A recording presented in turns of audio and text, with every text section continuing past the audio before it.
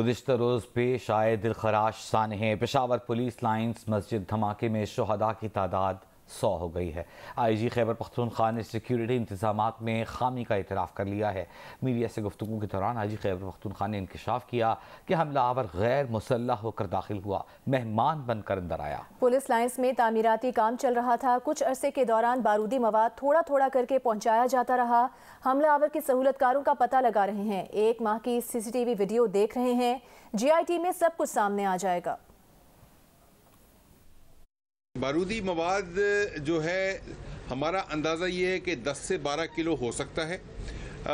इसमें जो ज़्यादा नुकसान बारूदी मवाद से नहीं हुआ, धमाके की शॉक वेव्स की वजह से छत नीचे गिरी है पूरी और लोग मलबे तले दब गए हैं। सिक्योरिटी लैब्स की भी तहकीकात की जा रही है। इंक्वायरी कमेटी मैंने CCPO पेशावर की सरबराही में अलग से बनाई है। एक GIT जो है उसकी तश्कील दी जा रही है। कोई सेंट्रल कमांड इस पुलिस लाइन की चूँकि नहीं थी, इस वजह से जो तलाशी का मैकेनिज्म था वो गेट की हद तक महदूद था। कैंटीन्स यहाँ मौजूद हैं, कुछ तमीराती काम भी चल रहा था और किसी भी तरीके से कुछ अरसे के दौरान थोड़ा थोड़ा करके मटीरियल यहाँ पे लाया गया और लाने के बाद फिर खुदकुश बम्बार जो है वो मेहमानों के रूप में दाखिल हुआ, लेकिन उस वक्त ये इसने अपने आप को खुदकुश जैकेट से मुसल्लह नहीं किया था। पेशावर पुलिस लाइन के मस्जिद में होने वाले धमाके में शहीद होने वाले 2 अहलकार ऐसे भी थे जिन्होंने स्कूल की दोस्ती से लेकर शहादत के वक्त तक एक दूसरे का साथ नहीं छोड़ा। दोनों की मुश्तरका नमाज जनाजा भी चारसद्दा में साथ अदा की गई। सब्ज़ अली खान तरीन इस पर रिपोर्ट कर रहे हैं। शहीद इफ्तिहार और शहीद इब्न यमीन जुमाती अव्वल से दोस्त बने। तालीम मुकम्मल करके इब्न यमीन पुलिस और इफ्तिहार महकमे वापडा में भर्ती हुआ, लेकिन दोस्त की जुदाई बर्दाश्त न कर सकते हुए इफ्तिहार वापडा की मुलाजमत छोड़कर पुलिस में भर्ती हुए और फिर मरते दम तक एक दूसरे से जुदा न हुए। ये दोनों दोस्त थे, बचपन से स्कूल में भी इकट्ठे पढ़ते थे और सैर वगैरह पर भी इकट्ठे जाते थे, ड्यूटी भी इकट्ठी थी इनकी। पहले अव्वल जमात से आखिरी था, ये पहले वापडा में भर्ती हो गए। मेरा भाई जो पुलिस में भर्ती, वो वापडा उसने छोड़ा, वो पुलिस में आ गया है। रिश्तेदारों के मुताबिक दोनों शोहदा उनके खानदानों के लिए बाइस इज्जत व इफ्तिखार हैं। दोनों दोस्त इंतहाई शरीफ और सोम सलात के पाबंद थे। हमारे इलाके के लिए बाइस फख्र है कि हमारे इलाके में इतने अच्छे लोग भी मौजूद थे। बड़ी अफसोस की बात है कि एक जो पेशावर में जो बच्चों का वाकया हुआ था और ये दूसरा वाकया। शहीद दोस्तों के नमाज जनाजा में बड़ी तादाद में अजीज व अकारिब ने शिरकत की। इस मौका पर फिजा सोगवार और दोस्त अहबाब गमजदा थे। इब्न यमीन और इफ्तिहार के अजीज़ व अकारिब और रिश्तेदार ने इस अज़म का इजहार किया है कि वो दहशतगर्दों से किसी सूरत मरगूब नहीं होंगी। उनके बच्चे भी इन शहदा के नक्श कदम पर चलकर इस मुल्क व कौम की हिफाजत करेंगे। कैमरामैन अफसर अली के साथ सब्ज़ अली खान तरीन, GO न्यूज़ चारसद्दा।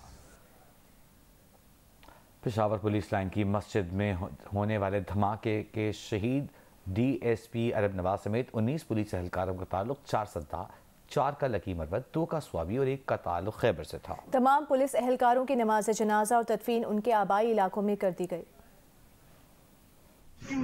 पेशावर की पुलिस लाइन की मस्जिद में गुज़िश्ता रोज धमाके में शहीद होने वाले 19 शोहदा की मैयतें चारसद्दा में उनके आबाई इलाकों में पहुंचा दी गईं, जहां उनकी नमाज जनाजा के बाद तदफीन कर दी गई। धमाके में शहीद होने वाले DSP अरब नवाज की नमाज जनाजा उनके आबाई इलाक तंगी में अदा की गई। कांस्टेबल इब्न अमीन और इफ्तिखार की तदफीन तहसील चारसद्दा के इलाके अमीराबाद के कब्रिस्तान में की गई। शहीद सब इंस्पेक्टर हयात शाह को शब कदर में नमाज जनाजा के बाद उनके आबाई कब्रिस्तान गुम्बद बाबा में सुपुर्द खाक किया गया। खैबर से ताल्लुक रखने वाले शहीद मोहम्मद शेर पुलिस लाइन में सीनियर क्लर्क थे, जिनकी नमाज जनाजा आबाई इलाके शाख्स में अदा की गई। कांस्टेबल मोहम्मद नईम और कांस्टेबल पीर जमाल की नमाज जनाजा स्वाबी में अदा की गई। लकी मरवत से ताल्लुक रखने वाले 4 शहीद पुलिस एहलकारों को उनके आबाई इलाकों में सुपुर्द खाक कर दिया गया। वज़ीर आज़म शहबाज शरीफ का कहना है कि दहशतगर्द घिनौने हथकंडों से अवाम में खौफ व हिरास फैलाना चाहते हैं। दहशतगर्द अस्करियत पसंदी के खिलाफ हमारी कामयाबियों को नाकाम बनाना चाहते हैं। वज़ीर आज़म ने अपने बयान में कहा कि तमाम सियासी क़ुव्वतों को मेरा पैगाम है कि पाकिस्तान दुश्मन अनासर के खिलाफ मुत्तहिद हो जाएं। हम अपनी सियासी लड़ाई बाद में भी लड़ सकते हैं। कुछ दीगर खबरें शामिल करते हैं। 25 मई के वाक़यात से मुतालिक जस्टिस शब्बर रज़ा रिजवी की रिपोर्ट मुकम्मल कर ली गई। जुडिशल कमीशन की रिपोर्ट में तमाम आला पुलिस अफसरान को 25 मई के वाक़यात से बरी करार दिया गया। रिपोर्ट के मुताबिक इंक्वायरी में सिर्फ एक DSP और SHO के ऊपर कार्रवाई की तजवीज़ की गई है। नुमाइंदा जियो न्यूज़ मियां आबिद हमारे साथ मौजूद हैं। मियां आबिद, बताइएगा मजीद क्या तफसील सामने आई है इस रिपोर्ट में? 25 मई के वाक़यात से मुतालिक जस्टिस शब्बर रज़ा रिजवी की रिपोर्ट मुकम्मल कर ली गई है। जुडिशल कमीशन की रिपोर्ट में तमाम आला पुलिस अफसरान को 25 मई के वाक़यात से बरी ज़िम्मा करार दे दिया गया है और इस रिपोर्ट के मुताबिक इंक्वायरी में सिर्फ एक DSP और SHO पर कार्रवाई की तजवीज़ की गई। नुमाइंदा जियो न्यूज़ मियां आबिद हमारे साथ मौजूद हैं। मियां आबिद, बताइएगा इस रिपोर्ट से मुतालिक। जी, PTI क़यादत ने इल्ज़ाम लगाया था कि 25 मई को जो वाक़यात हुए थे तशद्दुद और हंगामाराई के, तो उसमें उस वक्त के वज़ीर आला हमजा शहबाज और वज़ीर कानून राना सनाउल्लाह की मां पर सिविल और पुलिस अफसरान ने उनके पुरअमन वर्कर्स पर तशद्दुद किया है। जिसके बाद इंक्वायरी हुई, इंक्वायरी में ये तमाम लोग पेश भी होते रहे। तो ये इंक्वायरी जस्टिस शब्बर रज़ा रिजवी पर मुश्तमिल एक जुडिशल कमीशन ने की थी, जिन्होंने अपनी 35 सफ़हात पर मुश्तमिल एक रिपोर्ट दी है, जिसमें तमाम आला अफसरान को 25 मई के वाक़यात से बरी ज़िम्मा करार दिया है। उनका कहना यह है कि उस वक्त के IG, CCP और चीफ सेक्रेटरी और जो दीगर SP वगैरह थे, वो इससे इनका कोई रोल नहीं था। तो उसके बाद उन्होंने ये कहा कि एक DSP और एक SHO को इन वाक़यात का ज़िम्मेदार करार दिया है और उनके बारे में कहा गया है कि इनको जो पुलिस रूल्स हैं 1934 के और पुलिस ऑर्डर 2002 के मुताबिक इनके खिलाफ कार्रवाई की जाए। जी, शुक्रिया मियां आबिद इस तफसील के लिए। कोहाट के तांदा डैम में कश्ती डूब जाने के बाद लापता तलबा के लिए रेस्क्यू ऑपरेशन जारी है। आज तीसरे रोज मल्लाह समेत मजीद 21 लाशें निकाली गई हैं, जिसके बाद अमवात की तादाद 52 हो गई है। मदरसा मोहतमिम के मुताबिक कश्ती में 57 तलबा सवार थे। हादसे के वक्त सिर्फ 4 बच्चों को बचाया जा सका, 2 की तलाश अब भी जारी है। कोहाट के तांदा डैम में इतवार को मदरसे के तलबा सैर के लिए गए थे, कश्ती डूब गई थी। दर्जनों बच्चों के लिए ये सफ़र आखिरी सफ़र बन गया। आखिरी वीडियो में बच्चों को कतार में मदरसे से डैम की तरफ जाता देखा जा सकता है। हादसे के बाद सिर्फ 5 बच्चों को बचाया जा सका। रेस्क्यू ऑपरेशन शुरू किया तो एक के बाद एक लाशें निकलने का सिलसिला शुरू हो गया। पहले दिन 11 जबकि दूसरे दिन 20 बच्चों की लाशें निकाली गईं। रेस्क्यू हुकाम के मुताबिक आज मल्लाह साजिद की लाश भी मिल गई है और सान्हे के बाद कोहाट शहर में सो की फ़ज़ा है। बाजार दुकानें बंद हैं, जबकि नमाज जनाजा और तदफीन का सिलसिला भी जारी है। मदरसे के मोहतमिम शाहिद नूर के मुताबिक कुल 57 बच्चे कश्ती में सवार कराए गए थे। कोहाट के तांदा डैम में कश्ती उलटने से डूबकर जाँ बहक होने वालों में मदरसे के तलबा भी थे। मज़ीद सूरत हाल बता रहे हैं नुमाइंदा जियो न्यूज़ सईदुल्लाह मरवत। कोहाट के इस वाक़े जो कि तांदा डैम में तालिब इल्मों के डूबने का जो वाक़या हुआ, इसने पूरे मुल्क को सोगवार किया है। मुख्तलिफ हवालों से यहाँ पे आज भी लोग मौजूद हैं जो कि सोगवार हैं। वो इस वाक़े को बहुत ज़्यादा सोगवार इस बुनियाद पे कह रहे हैं कि ये वो मकाम है जहाँ से जो इब्तदाई बच्चे यहाँ से ले जाए गए थे और वो मंज़र जो आप अगर दूर से हम दिखा सकें, वो जजीरा है जहाँ पे पहला जो स्पेल था बच्चों का, उनको वहाँ पे पहुँचाया गया। उसके बाद वो कश्ती वापस आई, यहाँ से दोबारा से जो छोटे बच्चे थे उनको फिर इकट्ठा किया, जिसमें तादाद ज़्यादा थी। बच्चे सवार हुए और वो जब मिड के करीब पहुँचे तो वो तवाज़ुन उसका बिगड़ा और चूँकि तादाद ज़्यादा थी तो वो संभल नहीं सके और उसके बाद ये वाक़या हुआ। कुछ के मुताबिक ये है कि जो वहाँ पे पहले से पहुँच चुका था ये एक्सपेल, उन बच्चों ने भी यहाँ पे छलांगे लगाई ताकि वो अपने दोस्तों को बचा सकें। मगर ये सूरत हाल यहाँ पे देखने वाली थी, जो कि मंजर कशी यहाँ पे की कि आवाज़ें ज़रूर आ रही थी कि मदद के लिए पुकारा जा रहा था, बच्चों की तरफ से आवाज़ें आ रही थी।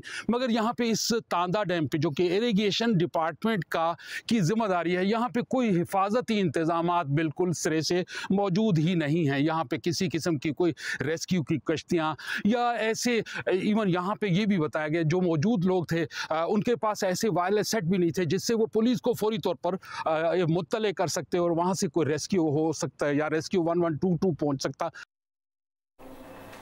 और एक बार फिर बात करेंगे मुल्क की सिक्योरिटी सूरत हाल पर। वज़ीर दिफा ख्वाजा आसिफ ने कहा है कि दहशत गर्दों के खिलाफ ऑपरेशन का फैसला नेशनल सिक्योरिटी कमेटी करेगी। वो ऑपरेशन से मुतालिक इंफरादी तौर पर कोई तबसरा नहीं कर सकते, ये कहा गया है वज़ीर दिफा ख्वाजा आसिफ की जानिब से।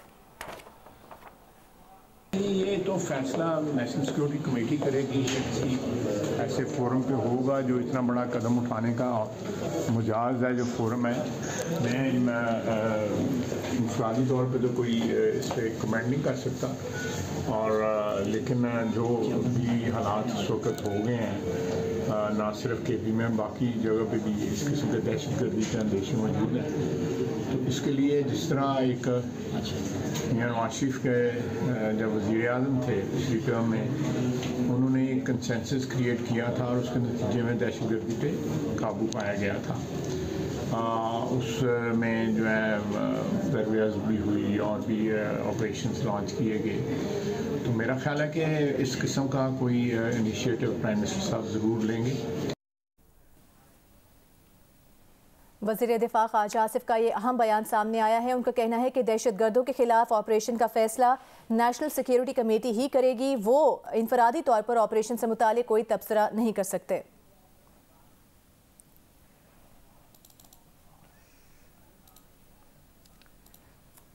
और अब बात करेंगे IMF के दौरे पाकिस्तान की। तो बरामदी शोबे को 110 अरब रुपए का इस्तिस्ना ख़त्म किया जाए, टैक्स वसूलियों का हदफ हर हाल में पूरा किया जाए, गर्दशी कर्जों में वाज़ेह कमी करके पेट्रोलियम लेवी की मद में 855 अरब रुपए वसूली का हदफ पूरा किया जाए। इस्लामाबाद में इक़्तिसादी जायज़ा मुज़ाकरात में IMF के मुतालिबात सामने आ गए। IMF ने माली खसारे और नुकसानात की निशानदही कर दी और माली नज़्म ज़ब्त पर सख्ती से अमल करने पर भी जोर दिया।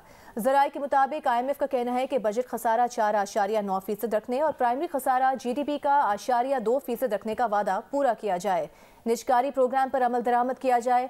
वज़ीर ख़जाना इसहाक डार की सरबराही में IMF से मुज़ाकरात में पाकिस्तान का मौक़िफ़ था कि तमाम मुतालिबात पर अमल दरामद करेंगे, लेकिन उसके लिए मज़ीद वक्त दिया जाए। वज़ारत ख़जाना के हुकाम के मुताबिक IMF ने गरीब तबके के लिए सब्सिडी की मुखालिफत नहीं की। पाकिस्तान और IMF के दरमियान 3 फरवरी तक तकनीकी मुज़ाकरात जारी रहेंगे। और आलमी रेटिंग एजेंसी फिच के मुताबिक पाकिस्तानी रुपए की कदर में मुसलसल कमी के वसी मुआशी असरात होंगे। फौरी तौर पर इससे दरामदी महंगाई बढ़ेगी। महंगाई रोकने के लिए स्टेट बैंक शरह सूद में इजाफा करेगा। ये अवामिल पाकिस्तान के मुआशी मंजरनामे के चैलेंज को उजागर करेंगे। ताहम साथ ही साथ रुपए की बेकदरी पाकिस्तान को IMF से इजाफी रकूम के हुसूल में मददगार साबित होगी। फिच ने कहा कि IMF के कर्जे तवील मुद्दती मंजरनामे के लिए मस्बत होंगे। ये कर्जे पाकिस्तान की अदायगियों के तवाज़ुन का बोझ उठाने में मददगार होंगे।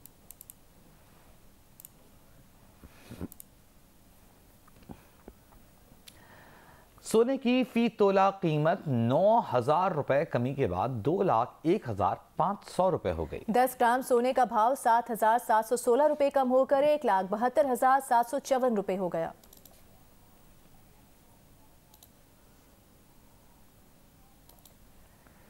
यहाँ आपको बताएंगे मुत्तहिदा अरब इमारात ने फरवरी के लिए तेल की कीमतों में इजाफे का ऐलान कर दिया है। फ्यूल प्राइस कमेटी ने पेट्रोल की कीमतों में 0.27 दिरहम फी लीटर तक इजाफा कर दिया। पेट्रोल फी लीटर उसकी कीमत 3.05 दिरहम मुकर्रर कर दी गई है। ये पाकिस्तानी करेंसी में 216 रुपये 87 पैसे है। डीजल की फी लीटर कीमत 3.38 दिरहम मुकर्रर की गई, जो पाकिस्तानी करेंसी के मुताबिक 240 रुपये 33 पैसे बनती है।